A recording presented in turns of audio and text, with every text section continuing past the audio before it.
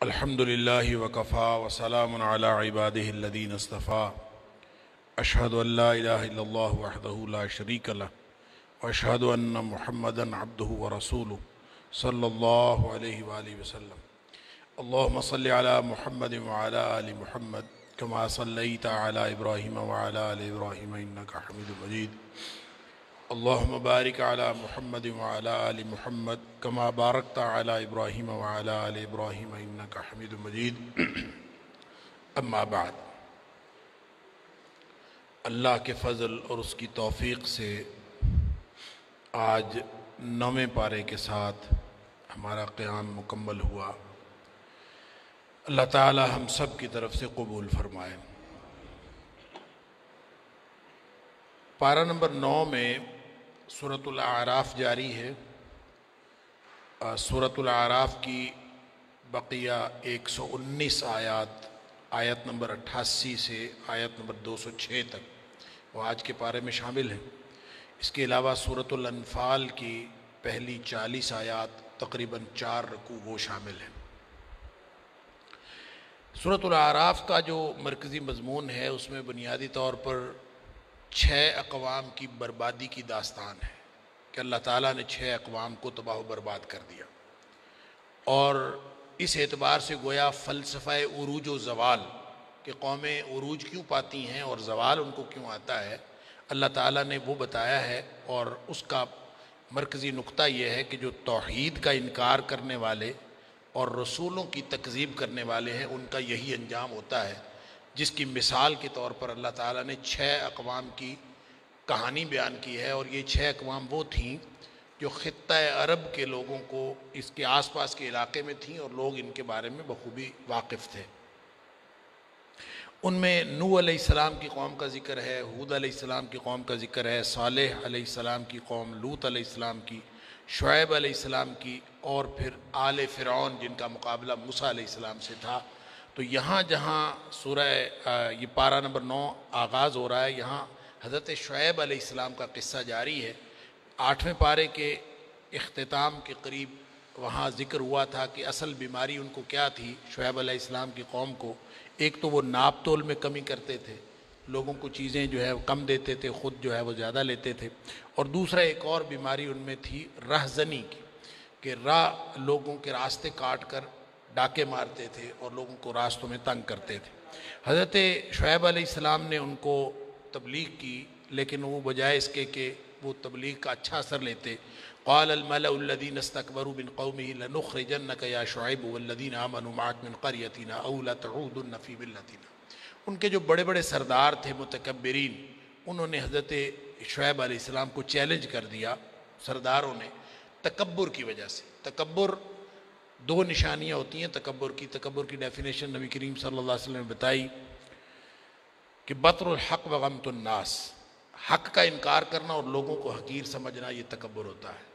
اور ان کے وہ سردار صرف سردار ہی نہیں تھے بلکہ متکبر سردار تھے، حق کا انکار کرنے والے۔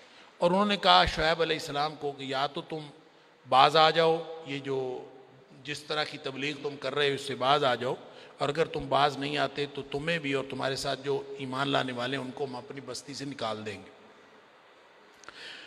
اور یہ جو بات انہوں نے کہی سرداروں نے، تو اس کا مطلب یہ ہے کہ جو سردار ہوتے ہیں کسی بھی قوم کے، وہ ٹرینڈ سیٹ کرتے ہیں۔ اور اگر سردار، وہ عربی کا مقولہ ہے الناس علی دین ملوکہم، جو لوگ ہیں وہ اپنے سرداروں اور بادشاہوں کے دین پر ہوتے ہیں۔ بادشاہ جو کچھ کرتے ہیں عام طور پہ عوام الناس اس کے پیچھے چل پڑتے ہیں۔ اسی لیے نبی کریم صلی اللہ علیہ وسلم نے بھی تبلیغ کے دوران سرداروں کو خاص طور پر ٹارگٹ کیا کہ اگر سردار کوئی ایمان لے آئے تو پیچھے پوری قوم ایمان لے آتی۔ اور مختلف واقعات موجود ہیں کہ نبی کریم صلی اللہ علیہ وسلم عام طور پہ اس طرح کی مطمع نظر رکھتے تھے کہ سردار مسلمان ہو جائیں اور پیچھے سارا قبیلہ جو ہے وہ مسلمان ہو جاتا ہے۔ لیکن جب سردار بد کردار ہوں اور سردار جو ہیں متکبر ہوں تو پھر قوم کا سوائے عذاب کے اور کوئی راستہ نہیں رہتا۔ اور پھر اللہ تعالیٰ فرماتا ہے کہ جب ان کے حالات دیکھے تو حضرت شعیب علیہ السلام نے دعا کر دی ربنا افتح بیننا و بین قومنا بالحق وانت خیر الفاتحین۔ دیکھیں حق اور باطل کی صلح تو کبھی ہو نہیں سکتی، لہٰذا جب تک امکان رہتا ہے کہ آپ باطل والوں کو حق کی تبلیغ کر سکیں اس وقت تک انبیاء تبلیغ کرتے رہتے ہیں، اور جب یہ امکان ختم ہو جاتا ہے تو پھر اسی طرح کی دعا انبیاء کر دیتے ہیں اور کر دیا کرتے ہیں کہ ربنا افتح بیننا و بین قومنا، کہ اللہ تو فیصلہ فرما دے ہمارے درمیان اور ہماری قوم کے درمیان۔ ظاہر ہے پھر اللہ کی طرف سے جب فیصلہ آتا ہے فَأَخَذَتْهُمُ الرَّجْفَةُ فَأَصْبَحُوا فِي دَارِهِمْ جَاثِمِينَ، ان کو زلزلے نے، رجفے نے آ کے پکڑا اور وہ اس طرح سے اپنے گھروں میں پڑے رہ گئے۔ الَّذِينَ كَذَّبُوا شُعَيْبًا كَأَن لَّمْ يَغْنَوْا فِيهَا، اس طرح سے وہ ملیا میٹ ہو گئے کہ جیسے کبھی وہ اس دھرتی پہ بسے ہی نہیں تھے۔ اللہ تعالیٰ نے اس طرح ان کو تباہ و برباد کر دیا۔ الَّذِينَ كَذَّبُوا شُعَيْبًا كَانُوا هُمُ الْخَاسِرِينَ، جنہوں نے شعیب علیہ السلام کی تکذیب کی وہ سارے کے سارے خسارے والے تھے۔ اب یہ اقوام کی تباہی کی جو داستان ہے صرف محض برائے داستان نہیں سنائی جا رہی، دراصل یہ تنبیہ ہے اس وقت کے کافروں کو بھی اور رہتی دنیا تک کے کافروں کو بھی، جو بھی توحید کا انکار کرے گا اور اللہ کے رسولوں کی مخالفت کرے گا بالآخر اس کا انجام اسی طرح کا ہو سکتا ہے۔ چاہیے کیا بستی والوں کو، وَلَوْ أَنَّ أَهْلَ الْقُرَىٰ آمَنُوا وَاتَّقَوْا لَفَتَحْنَا عَلَيْهِمْ بَرَكَاتٍ مِّنَ السَّمَاءِ وَالْأَرْضِ، اگر بستیوں کے لوگ ایمان والے بن جائیں اور تقوی کی زندگی گزاریں، لَفَتَحْنَا عَلَيْهِمْ بَرَكَاتٍ مِّنَ السَّمَاءِ وَالْأَرْضِ، تو ہم آسمان و زمین سے ان کے لیے خیر و برکت کے دروازے کھول دیں۔ اللہ وَلَٰكِن كَذَّبُوا، لیکن یہ لوگوں نے جھٹلایا ہے نبیوں کو۔ جب لوگوں نے نبیوں کو جھٹلایا ہے، اپنے دعووں کو جھٹلایا ہے، فَأَخَذْنَاهُمْ بِمَا كَانُوا يَكْسِبُونَ، تو ان کے کرتوتوں کے سبب ہم نے پکڑا ہے۔ یہ ہے فلسفہ عروج و زوال، یہ ہے عروج و زوال کی اصل وجہ، کہ جب کوئی قوم تکبر کرتی ہے تو وہ تباہ و برباد ہو جاتی ہے، اور جب کوئی قوم تقوی اور ایمان کی روش اختیار کرتی ہے تو زمین و آسمان سے اللہ تعالیٰ ان کے لیے خیر و برکت کے دروازے کھول دیتے ہیں۔ تکذیب تباہی ہے اور توحید اور رسولوں کی اطاعت یہ کامیابی ہے۔ افامن اہل القرى ان یاتیہم باسنا بیاتا وہم نائمون اوامن اہل القرى ان یاتیہم باسنا وضحی وہم یلعبون۔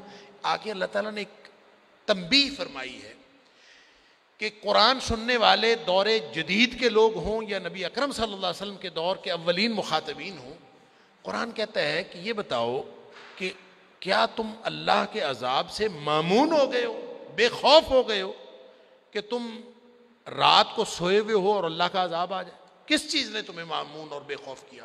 یا پھر دن کو تم چل پھر رہے ہو کھیل تماشے میں، اپنے شغل میں لگے ہوئے ہو، اوپر سے اللہ کا عذاب آ جائے؟ اور افامنوا مکر اللہ، تم اللہ کی منصوبہ بندی سے بے خوف ہو گئے؟ اور جو اللہ کی منصوبہ بندی سے بے خوف ہوتا ہے فلا یامن مکر اللہ الا القوم الخاسرون، جو اللہ کی طرف سے جس کا خوف ختم ہو جائے اور اللہ سے ڈرنا چھوڑ جائے وہ صرف خسارے والی قوم ہوتی ہے، کبھی بھی ایمان والے اللہ کے خوف سے بے نیاز نہیں ہوتے۔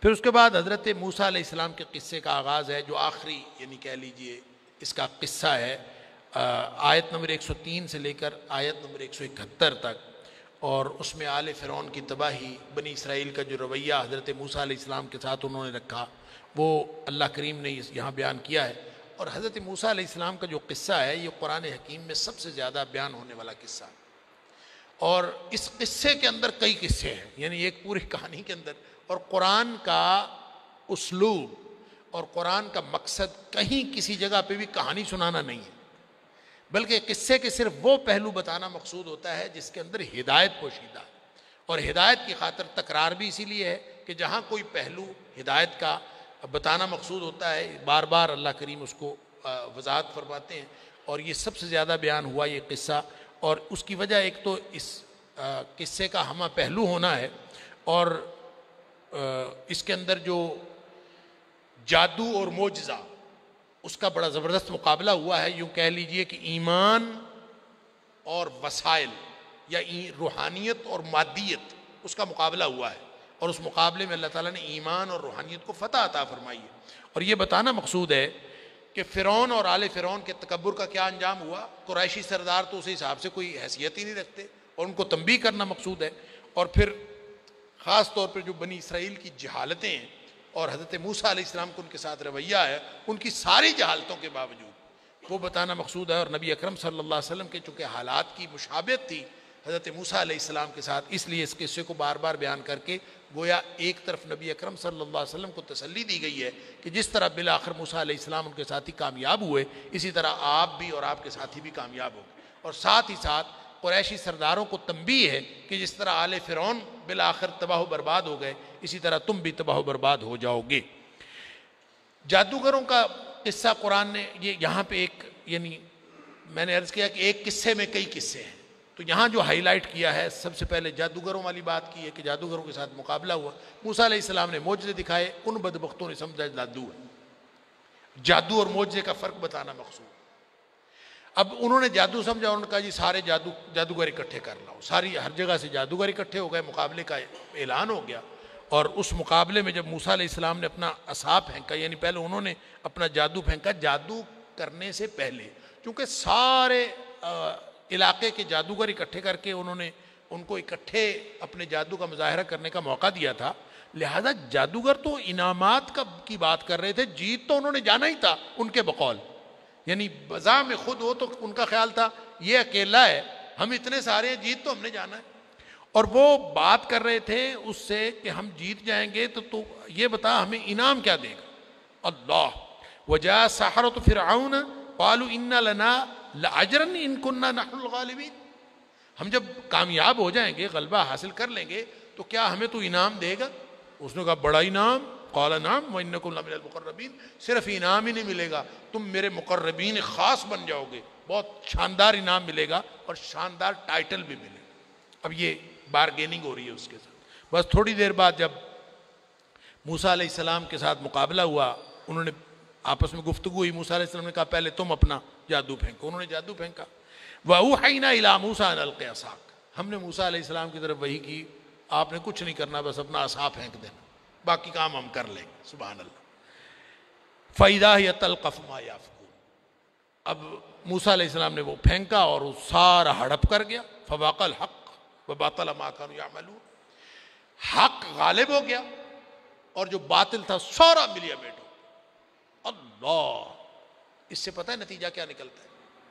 دیکھیں پورے علاقے کے، پورے ملک کے جادوگر آئے تھے، بادشاہ ان کے ساتھ تھا، سر چڑھ کے جادو بول رہا تھا۔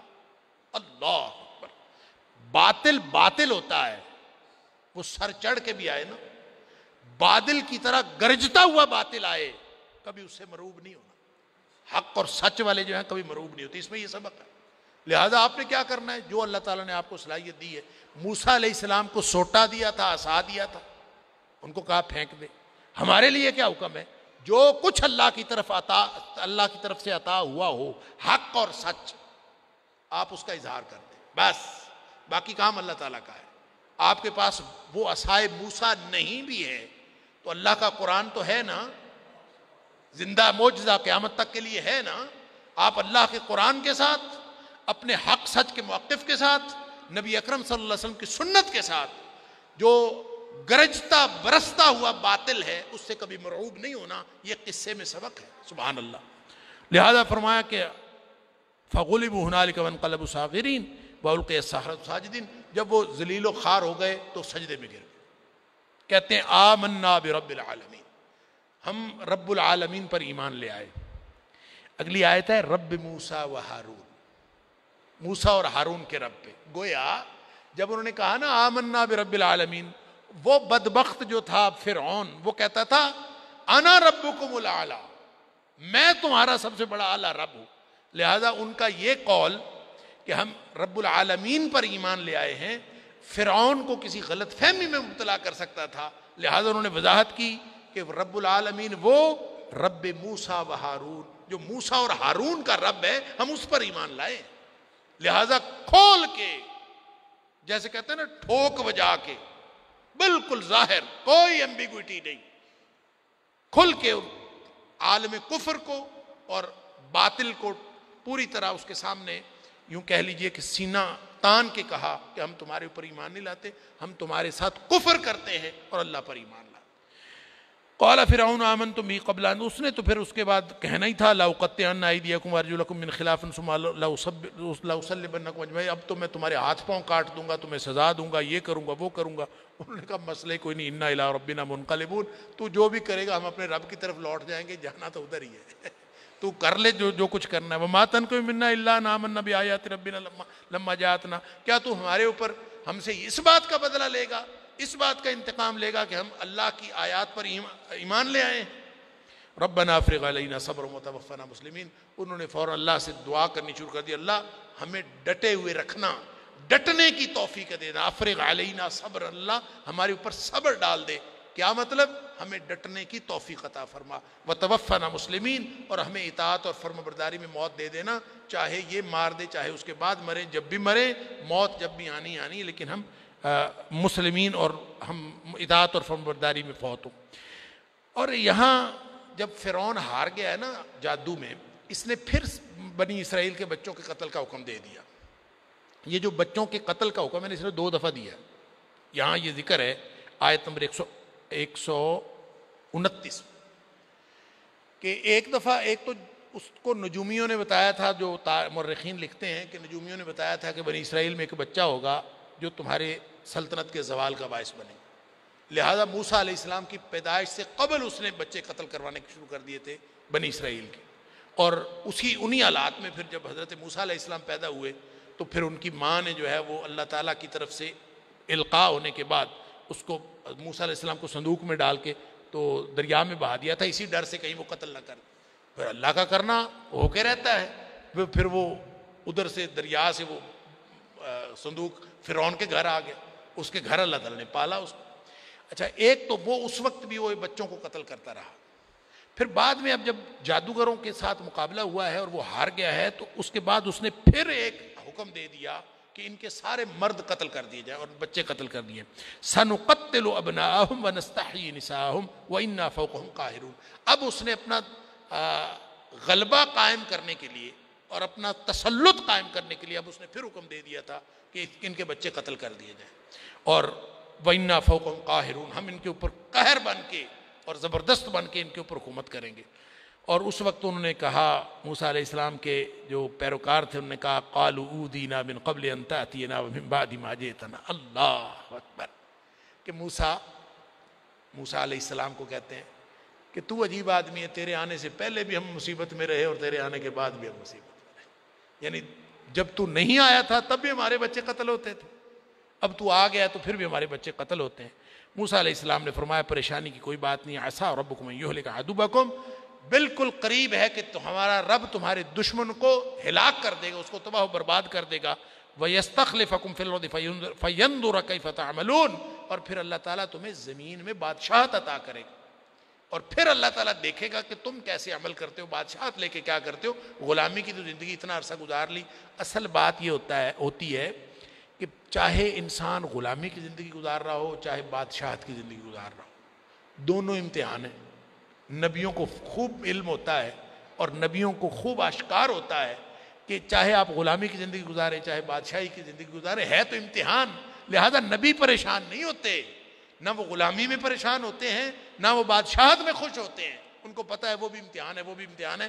جب دونوں ہی امتحان ہوں تو پھر پریشانی اور خوشی کیسی؟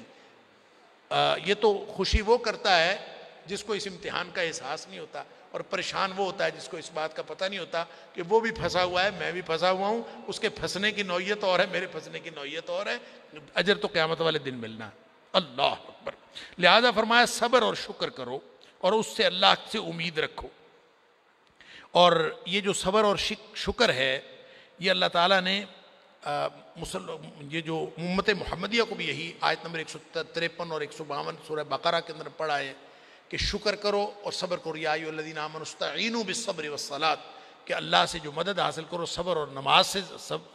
اور اس کی پچھلی آیت جو ہے فاذکرونی اذکرکم واشکرونی ولا تکفرون، تم مجھے یاد کرو میں تمہیں یاد کروں گا اور تم میرا شکر کرو اور کفر کرنے والے نہ بنو. گویا یہ ٹول ہیں. پھر اللہ تعالیٰ فرماتا ہے ان کے اوپر مختلف قسم کے عذاب اور آزمائشیں آئیں، نشانیاں آئیں، قحط سالی وغیرہ آئی. اور قحط سالی اللہ تعالیٰ جب بھی کبھی کسی کے اوپر مسلط کرتا ہے، پیچھے آیت نمبر 94 کے اندر بھی اللہ تعالیٰ نے فرمایا وما ارسلنا من قریۃ، کہ ہم نے کسی بھی من نبیین الا اخذنا اہلها بالبأساء والضراء لعلهم يضرعون، کہ ہم ان کو جسمانی اور مالی تنگی میں مبتلا کرتے ہیں. جب بھی کوئی نبی کسی نبی کی کوئی انکار کرتے ہیں نا لوگ، تو ہم ان کو تنگی میں مبتلا کرتے ہیں، اور اصل میں اس لیے کرتے ہیں کہ تاکہ لوگ جو ہیں وہ عاجزی کریں. مصیبت آتی ہے اصل میں عاجزی سکھانے کے لیے. تو اگر کوئی عاجزی کی طرف آ جائیں تو پھر اللہ تعالیٰ کی رحمت آ جاتی ہے، اور اگر لوگ مصیبت کے بعد بھی عاجزی کی طرف نہ آئیں تو پھر وہ تباہ و برباد ہو جاتے ہیں. یہی پورا قانون ہلاکت اقوام یہی ہے کہ جو قومیں تباہ و برباد ہوتی ہیں اس لیے ہوتی ہیں. اور لیکن ان کے اوپر تنگی آئی، نشانیاں آئیں، فرمایا ہم نے ان کے اوپر مختلف نشانیاں بھیجی. فارسلنا علیہم الطوفان والجراد والقمل، کہیں طوفان کا عذاب، کہیں مکڑیوں کا، کبھی کبھی جوؤں کا، کبھی مینڈکوں کا، ہر چیز میں مینڈک آ گئے، کہیں خون آ گیا، مختلف قسم کی. لیکن ان کو چاہیے تھا عاجزی کرتے. فاستکبروا، ہر نشانی کے بعد ان کا تکبر بڑھا. اور بدبخت کرتے یہ تھے کہ جب کوئی مسئلہ ہوتا تھا بھاگ کے موسیٰ علیہ السلام کے پاس آ جاتے تھے. یا موسیٰ ادع لنا ربک بما عہد عندک، اے موسیٰ ذرا دعا کر دے اللہ تعالیٰ سے کہ اللہ تعالیٰ تیری بات مان لیتا ہے تو اللہ تعالیٰ سے دعا کر یہ ختم ہو جائے عذاب. ہم لئن کشفت عنا الرجز لنؤمنن لک ولنرسلن معک بنی اسرائیل، تو ایسا کر اللہ سے دعا کر یہ عذاب ختم ہو جائے. عذاب ختم ہو گئے تیرے اوپر ایمان بھی ہم لے آئیں گے، تیرے ساتھ بنی اسرائیل کو روانہ بھی کر دیں گے، تم نکل جانا.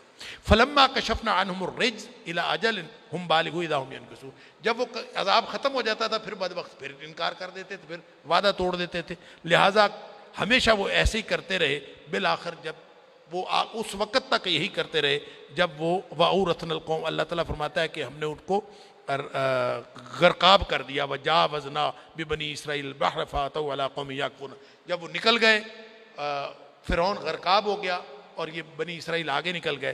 اور آگے نکل کے انہوں نے دیکھا بنی اسرائیل عجیب و غریب قوم ہے، انہوں نے بڑا ستایا ہے حضرت موسیٰ علیہ السلام کو. اور انہوں نے وہاں دیکھا کچھ لوگ جو ہے بتوں کی پوجا کر رہے تھے، بتوں کی پوجا کر رہے تھے. کہتے ہیں کہ ہمارے لیے بھی ایک بچھڑا بنا دے، ہم اس کی پوجا کریں. قالوا یا موسیٰ اجعل لنا الہا کما لہم آلہہ، جس طرح انہوں نے اپنے اپنے معبود بنائے ہوئے سامنے نظر آنے والے، تو ہمارے لیے بھی ایک معبود بنا دے. لیکن یہ انسانی نفسیات ہے کہ وہ اس اللہ کو چھوڑ کر سامنے جو نظر آنے والا ہے بودھا خدا، اس کو ماننے کی انہوں نے خواہش کا اظہار کیا موسیٰ علیہ السلام کے ساتھ.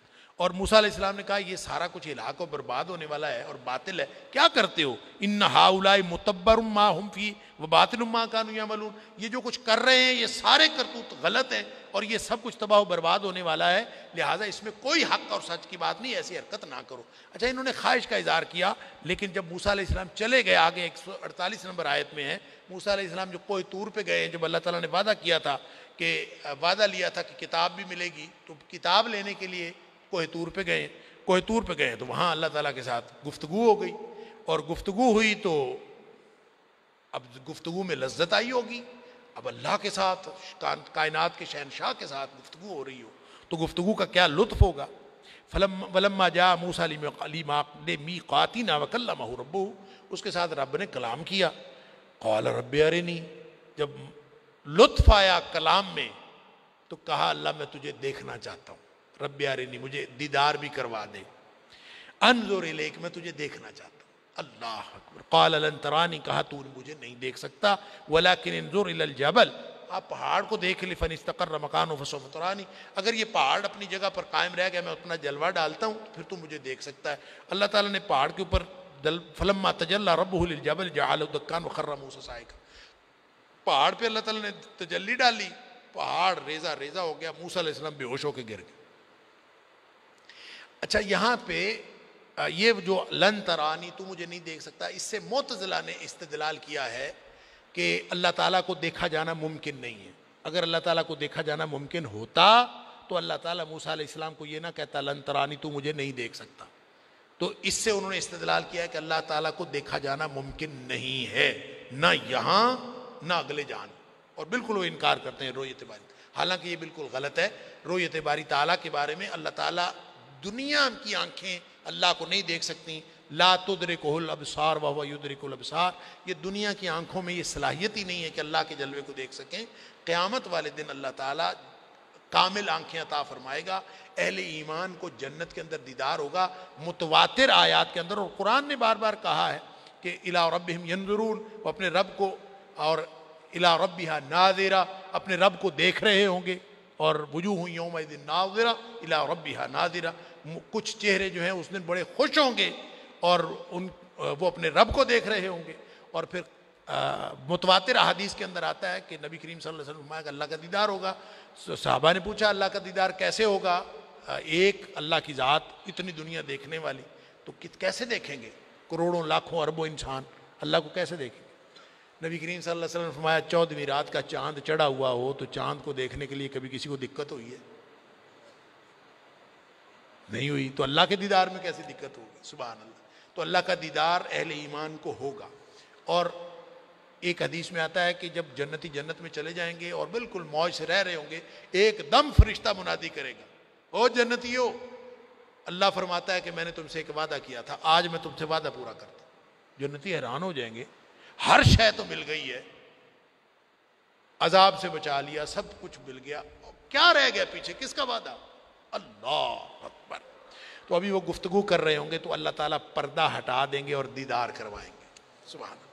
وہ جو جنتی دیدار کریں گے، ان کو جو اللہ کے دیدار کی لذت محسوس ہوگی، تو وہ جنتی کہیں گے کہ ان جنتیوں کو اس لذت کے مقابلے میں جنت کی ہر نعمت کی لذت ہیچ محسوس ہوگی۔ سبحان اللہ۔ یہ ہے اللہ کا دیدار۔ اور یہ جو معتزلہ نے کہا کہ دیکھ لن ترانی کا معنی نہیں دیکھ سکتا، یہ غلط ہے۔ اسی سے پھر اشاعرہ نے استدلال کیا اسی آیت سے، انہوں نے کہا کہ اگر اللہ تعالیٰ کو دیکھا جانا ممکن نہ ہوتا تو ایک اللہ کا نبی یہ سوال ہی نہ کرتا کہ اللہ مجھے دکھا۔ ایک نبی کا سوال یہ بتاتا ہے کہ دیکھے جانے کا امکان تو ہے۔ اگر دیکھے جانے کا امکان نہ ہوتا تو نبی کی زبان سے یہ سوال ہی نہ نکلتا۔ تو نبی کا سوال یہ بتاتا ہے کہ اللہ کو دیکھے جانے کا مکان۔ دوسری بات یہ ہے کہ اللہ تعالیٰ نے یہ تو کہا ہی نہیں کہ مجھے دیکھا جانا ممکن ہی نہیں، اللہ نے تو شرط لگا دی کہ پہاڑ اگر اپنی جگہ پر قائم رہ گیا تو پھر تو مجھے دیکھ سکے گا، اگر پہاڑ اپنی جگہ پر قائم نہ رہا تو پھر تو مجھے نہیں دیکھ سکتا۔ تو یہ بتائیں کہ اللہ کے پاس یہ قدرت ہے کہ نہیں کہ وہ پہاڑ اپنی جگہ پر قائم رہ جائے؟ اس کا مطلب ہے اللہ کے پاس جب یہ قدرت ہے کہ وہ پہاڑ کو اپنی جگہ پہ قائم رکھے تو اس کا مطلب ہے اللہ کو دیکھا جانا بھی ممکن ہے، لیکن یہاں دنیا میں نہیں، آخرت میں اللہ تعالیٰ دیدار عطا فرمائے گا اہل ایمان کو۔ موسیٰ علیہ السلام بے ہوش ہو کے گر گئے۔ نبی کریم صلی اللہ علیہ وسلم فرماتے ہیں، بخاری اور مسلم کی ایک حدیث ہے، فرمایا کہ جب نفخہ ہوگا آخرت میں تو ساری دنیا بے ہوش ہو جائے۔ فرمایا سب سے پہلے میں ہوش میں آؤں گا، نبی اکرم صلی اللہ علیہ وسلم فرماتے ہیں، اور میں ہوش میں آؤں گا تو میں دیکھوں گا موسیٰ علیہ السلام میرے سے پہلے، موسیٰ علیہ السلام اللہ کے عرش کا پایا پکڑ کے کھڑے ہوں گے۔ تو مجھے یہ نہیں پتا کہ موسیٰ علیہ السلام کو ہوش مجھ سے پہلے آ گیا، حالانکہ خود نبی کریم صلی اللہ علیہ وسلم فرما رہے ہیں کہ سب سے پہلے مجھے ہوش آئے گا۔ تو فرمایا میں دیکھوں گا کہ موسیٰ علیہ السلام پہلے ہی وہاں پہ ہوش میں آئے کھڑے ہیں۔ تو فرماتے ہیں کہ پتہ نہیں وہ مجھ سے پہلے ہوش میں آ گئے یا اللہ تعالیٰ نے اس بے ہوشی کے عوض، جو بے ہوشی ان کو رب کی تجلی دیکھ کر جب وہ طور پر پڑی تھی تو جس اس بے ہوش ہو گئے تھے موسیٰ علیہ السلام، اللہ نے اس بے ہوشی کے عوض قیامت والے دن کی بے ہوشی جو ہے ساقط کر دی موسیٰ علیہ السلام، اس دن کی بے ہوشی اٹھا دی۔ یہ بخاری اور مسلم کی حدیث ہے۔ بہرحال پھر اللہ تعالیٰ یہ فرماتا ہے جو متکبرین ہیں انہوں نے تو تورات سے بھی فائدہ نہیں اٹھایا، حضرت موسیٰ علیہ السلام سے بھی فائدہ نہیں اٹھایا اور تورات سے بھی فائدہ نہیں اٹھایا۔ اور پھر جب موسیٰ علیہ السلام چلے گئے اوپر کوہ طور پہ، پیچھے سے انہوں نے بچھڑا جو ہے بنا لیا۔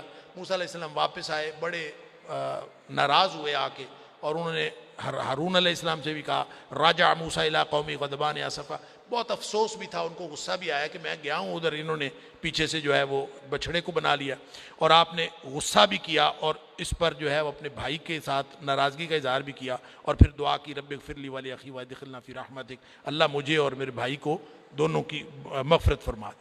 اس کے بعد پھر حضرت موسیٰ علیہ السلام 70 لوگوں کو لے کے گئے ساتھ، اور وہاں جا کے انہوں نے اور ایک تماشا بنا دیا۔ کہتے ہیں موسیٰ علیہ السلام ان کو بٹھا کے گئے، کتاب ملی، واپس آئے کہ یہ تختیاں ملی ہیں، مجھے کتاب ملی۔ ان کہتے ہیں نو جی، ہم تو آپ کی بات پر اعتبار ہی نہیں کرتے، ہم اعتبار تب کریں گے جب اللہ ہمیں دکھا، ہم نہیں دیکھیں گے تو پھر ہم مانتے ہی نہیں۔ اللہ فلما اخذتهم الرجفہ، پھر زلزلے نے آن پکڑا اور یہ سارے کے سارے ملیا میٹ ہو گئے اور مر گئے۔ حضرت موسیٰ علیہ السلام وہاں دعا کی یا اللہ ان کو زندہ کر دے، میں جا کے قوم کو کیا منہ دکھاؤں گا۔ اللہ تعالیٰ نے پھر ان کو زندہ کر دیا۔ یعنی عجیب، یہ ان کی ہٹ دھرمی بار بار مختلف کاموں میں موسیٰ علیہ السلام ان کے لیے اللہ سے دعا کرتے رہے اور اللہ کی رحمتیں ان کے اوپر ہوتی رہی۔ ورحمتی وسعت کل شیء، اللہ فرماتا ہے میری رحمت ہر چیز پر وسیع ہے، اور رحمت تقوی والوں کو ملتی ہے، اور قیامت والے دن فسأکتبھا للذین یتقون، قیامت والے دن صرف تقوی والوں کو رحمت ملے گی۔ دنیا میں تو اللہ تعالیٰ کافروں کو بھی عذاب نہیں دے رہا، یہ بھی اللہ کی رحمت ہے۔ یہاں پہ ایک عام رحمت ہر ایک کو مل رہی ہے، ظالم ظلم کر رہا ہے پھر بھی بچا پھرتا ہے، فراڈیا فراڈ کر رہا ہے، چور چوری کر رہا ہے، ڈاکو ڈاکے مار رہا ہے، اور سارے لوگ جو ہیں ویسے کے ویسے گدھا گھوڑا سب برابر ہے. یہ اللہ کی رحمت ہے کہ اللہ تعالیٰ یہاں پکڑ نہیں رہا، مہلت دے رہا ہے. لیکن قیامت والے دن رحمت یہ ظالموں، ڈاکوؤں، لٹیروں کو نہیں ملے گی، وہ صرف اور صرف اللہ کی تقوی رکھنے والوں کو ملے گی.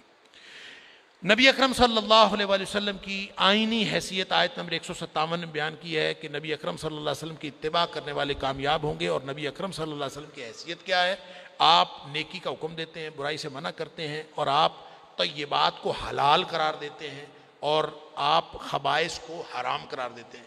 گویا حلال قرار دینا اور حرام قرار دینا نبی کریم صلی اللہ علیہ وسلم کی اتھارٹی.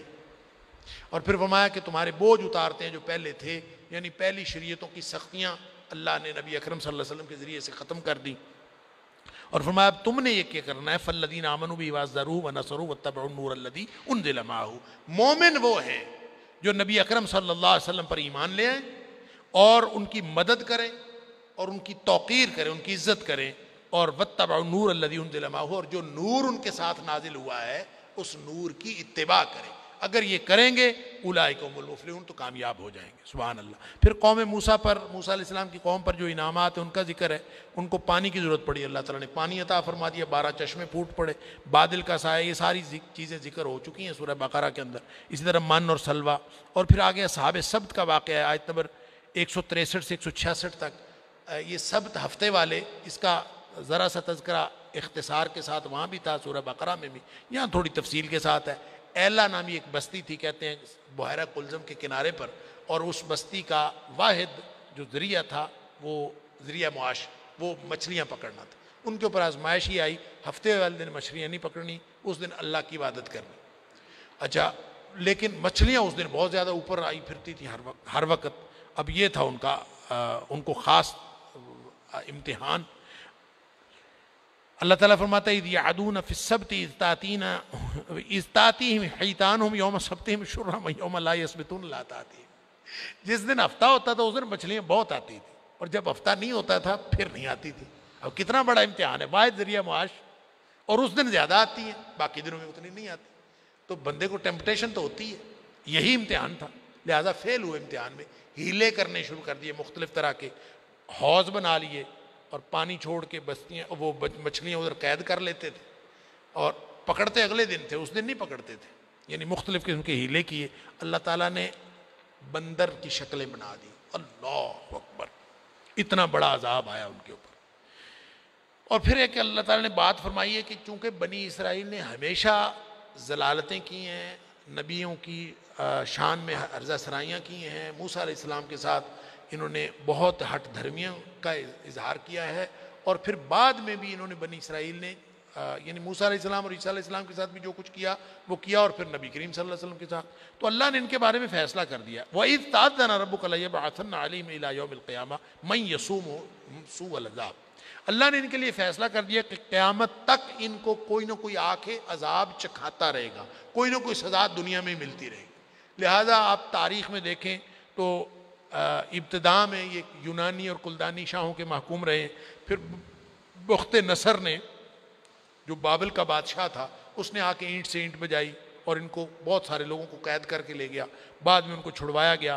پھر اسی طرح نبی کریم صلی اللہ علیہ وسلم کے زمانے میں مجوسیوں کے زیر نگین تھے، اور یہ سارے کے سارے جو مجوسی ایرانی کسرا والے تھے، ان کے زیر نگین یہ لے تھے اور ان کی پیروکاری میں یہ چلتے تھے. پھر نبی کریم صلی اللہ علیہ وسلم کے دور میں جب یہ آئے مدینہ میں تو یہاں سے نکال دیے گئے. پھر خیبر میں جا کے آباد ہوئے. 7 ہجری میں نبی کریم صلی اللہ علیہ وسلم وہاں بھی حملہ کیا، وہاں سے بھی نکال دیا. گویا ہر جگہ در بدر. آج کل سنا ہے امریکہ اور برطانیہ وغیرہ کے مرہون منت ہیں، یعنی کہیں نہ کہیں اللہ تعالیٰ ان کو کہیں نہ کہیں غلامی دیتا ہے، اور یہ قیامت تک کے لیے اسی طرح. پیچھے ہم پڑھ آئے ہیں حبل من اللہ حبل من الناس ہیں، یہ اسی طرح ذلیل و رسوا ہونا ان کے مقدر میں لکھا ہوا ہے. اور آخری ذلت و رسوائی ان کی اس وقت ہوگی جب حضرت عیسیٰ علیہ السلام آئیں گے اور یہ لوگ دجال کے ساتھ ہوں گے. حضرت عیسیٰ علیہ السلام آئیں گے، دجال پگھل جائے گا، ختم ہو جائے گا. اس وقت جو آخری مقابلہ ہوگا، اور پھر یہ یہودی جو ہیں یہ چھپنے کی کوشش کریں گے تو درخت بھی بول پڑیں گے ہمارے پیچھے، یہودی چھپائے اس کو آ کے مارو، اور سارے کے سارے یہودی جو ہیں ملی امیٹ کر دیے جائیں گے ذلت و رسوائی کے ساتھ. نبی کریم صلی اللہ علیہ وسلم میں صرف ایک درخت ہے جس نے ان کے بارے میں ان کو پناہ دینی ہے، اور وہ غرقت کا درخت، اور اس لیے اسرائیل کے اندر یہودی جو ہے غرقت کا درخت بہت زیادہ لگا رہے ہیں۔ بہرحال تو یہ ذلت و رسوائی ایک دائمی قسم کی اللہ تعالیٰ نے ان کے قسمت میں لکھ دی ہے، ان کی کرتوتوں کے سبب۔ آیت نمبر 172 سے 206 تک، یعنی جو آخری حصہ ہے سورۃ الاعراف کا، اس میں اللہ تعالیٰ نے توحید و رسالت اور آپ صلی اللہ علیہ وسلم اور اہل ایمان کو کچھ ہدایات دی ہیں، اور فرمایا کہ یہ جو اسماء الحسنہ وللہ الاسماء الحسنہ فادعوہ بہا، اللہ کے اچھے اچھے نام ہیں، ان کے ذریعے سے اللہ کو پکارا کرو، یعنی مختلف قسم کے طریقے سکھائے ہیں۔ اور پھر مادیت کا اور روحانیت کا ایک کمپیریزن یہاں اللہ تعالیٰ نے کتے کی مثال دی ہے۔ اللہ، جو مادیت پرست ہوتا ہے وہ کتے جیسا ہوتا ہے، اس کو آپ اس کے اوپر حملہ کریں تو بھی ہانپتا ہے، نہ حملہ کریں تو بھی ہانپتا ہے۔ اللہ، اس کے بارے میں بعض لوگوں کا خیال ہے کہ یہ کسی خاص شخص کے بارے میں یہ مثال اللہ کریم نے دی ہے، اور مفسرین نے مثالیں بھی دی ہیں۔ بعض نے کہا امیہ بن ابی سلط ایک شاعر تھا، اس کے بارے میں یہ مثال ہے۔ بعض نے کہا کہ ایک حضرت موسیٰ علیہ السلام کے دور میں ایک آدمی تھا جس کا بلعم یا بلعام بن باعورا اس کا نام تھا، تو یہ اس کے بارے میں ہے۔ بہرحال جو بھی کفر کی زندگی گزارے وہ اس کی حیثیت کتے جیسی ہے، اور قرآن کہتا ہے کہ فَمَثَلُهُ كَمَثَلِ الْكَلْبِ إِن تَحْمِلْ عَلَيْهِ يَلْهَثْ أَوْ تَتْرُكْهُ يَلْهَثْ، آپ اس پر حملہ کریں تو بھی ہانپتا ہے، نہ کریں تو بھی ہانپتا ہے، کتا جو ہوا۔ ذَلِكَ مَثَلُ الْقَوْمِ الَّذِينَ كَذَّبُوا بِآيَاتِنَا، جو ہماری آیتوں کو جھٹلاتے ہیں، سب کی مثال یہی ہے۔ گویا کافروں کی مثال کتے کی مثال دی ہوئی ہے جو اللہ اور اس کے رسول صلی اللہ علیہ وسلم کی بات نہیں مانتے۔ پھر آگے غور و فکر کی دعوت دی ہے، عقیدہ رسالت اور صبر نبوت کی وضاحت کی ہے، اور فرمایا پھر توحید کو واضح کرنے کے لیے اور شرک کا رد کرنے کے لیے، بت پرستی کا ابطال کرنے کے لیے اتنی بات سمجھائی ہے کہ یہ بتاؤ کہ جن کی بھی تم پوجا کرتے ہو، چاہے بت ہیں، چاہے کوئی، زیادہ سے زیادہ انسانوں کی پوجا ہوتی ہے، تو یہ سارے کے سارے مخلوق ہیں نا، خالق کو چھوڑ کر مخلوق کی بندگی کرنا، اللہ اکبر، اس سے زیادہ اور کیا ہو سکتی ہے کسی شخص کی بدبختی اور کم عقلی؟ تو فرمایا کہ یہ جو مشرک ہیں ان کی آنکھیں، کان، ناک، شعور کے جتنے ٹولز ہیں گویا یہ استعمال ہی نہیں کرتے۔ لہم قلوب لا یفقہون بہا ولہم اعین لا یبصرون بہا ولہم آذان لا یسمعون، کان ملے ہوئے ہیں، سنتے کوئی نہیں ہیں، آنکھیں ملی ہوئی ہیں، دیکھتے کوئی نہیں ہے، دل دماغ ملے ہیں، سوچتے کوئی نہیں ہے۔ اولئک کالانعام بل ہم اضل، کتے کی مثال دے کے اب گویا یہاں اللہ تعالیٰ نے اس کی بھی وضاحت فرما دی کہ یہ کتے جیسے بھی نہیں ہیں۔ اولئک کالانعام بل ہم اضل، یہ تو ڈنگروں چوپایوں سے بھی گئے گزرے ہیں۔ کیوں؟ کتا تو اپنا وظیفہ وجود ادا کر رہا ہے، تو یہ جو انسان جب گرتا ہے تو یہ حیوانات سے بھی گر جاتا ہے۔ اللہ اکبر۔ اس کے بعد سورہ انفال ہے، اچھا اس سورہ اعراف کے آخر پہ فرمایا کہ جو قرآن ہے نا یہ سب سے بڑا معجزہ ہے، ھذا بصائر، یہ قرآن جو ہے یہ معجزہ ہے، من ربکم وہدی ورحمۃ لقوم یؤمنون۔ لوگ جو ہیں حضرت موسیٰ علیہ السلام کو جس طرح کے بھی معجزے ملے، نبی اکرم صلی اللہ علیہ وسلم کو معجزہ جو ملا ہے وہ عصا یا موسوی ہو یا ید بیضا ہو یا جو کچھ بھی ہو، ان سب سے زیادہ مؤثر معجزہ نبی اکرم صلی اللہ علیہ وسلم کو ملا۔ آگے سورہ انفال ہے۔ سورہ انفال بنیادی طور پر یہ مدنی صورت ہے، سورہ اعراف مکی صورت تھی، سورہ انفال مدنی صورت ہے۔ یہ بنیادی طور پر غزوہ بدر پر تبصرہ ہے، اور انفال کہتے ہیں غنیمتوں کو، اور یسالونک عن الانفال یہاں سے شروع ہوتا ہے، لوگ مال غنیمت کے بارے میں سوال کرتے ہیں، فرمایا قل الانفال للہ والرسول، یہ اللہ اور اس کے رسول کا مال ہے، مال غنیمت وہ جس طرح تقسیم کریں اسی طرح سے ہونا چاہیے۔ اور غزوہ بدر پر تبصرہ کیا ہے، ان خامیوں کا ذکر کیا ہے جو ابھی تک مسلمانوں میں باقی ہیں، اور ان صفات کا ذکر کیا ہے جو مسلمانوں کے اندر ہونی چاہیے اور جو کامیابی کا باعث ہیں، اور اسی طرح اس بات کا ذکر کیا ہے اصل چیز اللہ کی نصرت ہے، اللہ کی مدد ہے، اسی سے کامیابیاں ملتی ہیں، کسی وسائل سے یا افرادی قوت سے کامیابیاں نہیں ملتی۔ حقیقی مومن وہ ہیں جن کے اندر یہ صفات ہوتی ہیں۔ یہاں 6 صفات کا ذکر ہے، اطیعوا اللہ و اطیعوا الرسول، اللہ اور اس کے رسول کی اطاعت کرتے ہیں۔ انما المؤمنون الذین اذا ذکر اللہ وجلت قلوبہم، جن کے دل ڈر جاتے ہیں جب بھی اللہ کا ذکر کیا جاتا ہے، ان کے دل دہل جاتے ہیں، قرآن سن کر ایمان بڑھ جاتا ہے، زادتہم ایمانا، اور وعلی ربہم یتوکلون، توکل اللہ ہوتا ہے، نماز پڑھتے ہیں اور انفاق فی سبیل اللہ کرتے ہیں. یہ 6 باتیں جن میں ہوتی ہیں وہ پکے مومن ہوتے ہیں. اور فرمایا بدر جب آغاز ہوا تھا وَإِذْ يَعِدُكُمُ اللَّهُ إِحْدَى الطَّائِفَتَيْنِ أَنَّهَا لَكُمْ وَتَوَدُّونَ أَنَّ غَيْرَ ذَاتِ الشَّوْكَةِ تَكُونُ لَكُمْ وَيُرِيدُ اللَّهُ أَن يُحِقَّ الْحَقَّ بِكَلِمَاتِهِ وَيَقْطَعَ دَابِرَ الْكَافِرِينَ. اس وقت کو یاد کرو جب اللہ نے فرمایا تھا، وعدہ کیا تھا کہ 2 قافلوں میں سے ایک تمہیں ملے گا. اب غزوہ بدر کے حالات آپ سیرت کی کتابوں سے ضرور پڑھیے گا، سیرت پڑھتے رہنا چاہیے. غزوہ بدر ایک جنگ ہے اور وہ جنگ ہوئی ہے 2 ہجری میں. مسلمان تھوڑے تھے، 313 تھے. مکے کے کافر آئے وہ 1000 تھے اور یہ ظاہر 3 گنا دشمن سے مقابلہ تھا. اس کے حالات میں سیرت نگاروں نے جو واقعات لکھے ہیں اس میں تقدیم تاخیر ہے. میں اس کی تفصیل میں نہیں جاتا، آپ پڑھ لیجئے گا. لیکن ایک بات جو قرآن نے یہاں کہی ہے بڑی کیٹیگوریکل ہے. اس وقت کو یاد کرو جب اللہ نے فرمایا تھا 2 قافلوں میں سے ایک کے ساتھ سامنا ہوگا. اب 2 قافلے کون سے ہیں؟ ایک وہ قافلہ تھا ابو سفیان کا قافلہ جو شام سے آ رہا تھا، تجارتی قافلہ. مسلمانوں کا خیال تھا جب نبی کریم صلی اللہ علیہ وسلم مدینے سے نکلے ہیں تو مسلمانوں کا خیال تھا، جب کہا گیا کہ 2 میں سے ایک قافلہ ملے گا تو مسلمانوں کا خیال تھا کہ وہ تجارت والا مل جائے نا تو چلے جنگ نہیں ہوگی. اور اللہ تعالیٰ فرماتا ہے وَتُوَدُّونَ أَنَّ غَيْرَ ذَاتِ الشَّوْكَةِ تَكُونُ لَكُمْ. تم یہ چاہ رہے تھے کہ جس کے پاس اسلحہ نہیں ہے نا اس کے ساتھ مقابلہ ہو. اور دوسرا قافلہ وہ تھا ابو جہل کا جو جنگ لڑنے کے لیے مکے سے چلا تھا. اب یہ گویا دونوں قافلوں میں سے ایک کے ساتھ ایک کے ساتھ آمنا سامنا ہونا تھا. تو یہ جو تاثر ہے نا کہ مسلمان بیچارے نکلے تھے تجارتی قافلہ پکڑنے کے لیے، آگے جا کے جنگ لڑنی پڑ گئی. میں اس کے بارے میں کہتا ہوں کہ قرآن کی آیت یہ بتاتی ہے کہ نبی کریم صلی اللہ علیہ وسلم نے جب فرمایا کہ 2 میں سے ایک کے ساتھ سامنا ہوگا تو بات صرف اتنی سی ہے کہ صحابہ کا دل کرتا تھا کہ اس قافلے کے ساتھ آمنا سامنا ہو. نبی کریم صلی اللہ علیہ وسلم کو تو اللہ تعالیٰ نے پہلے ہی بتا دیا تھا کہ جنگ ہوگی اور اللہ تعالیٰ نے فرمایا تھا کہ یہ تو اللہ تعالیٰ کافروں کی جڑ کاٹنا چاہتا ہے.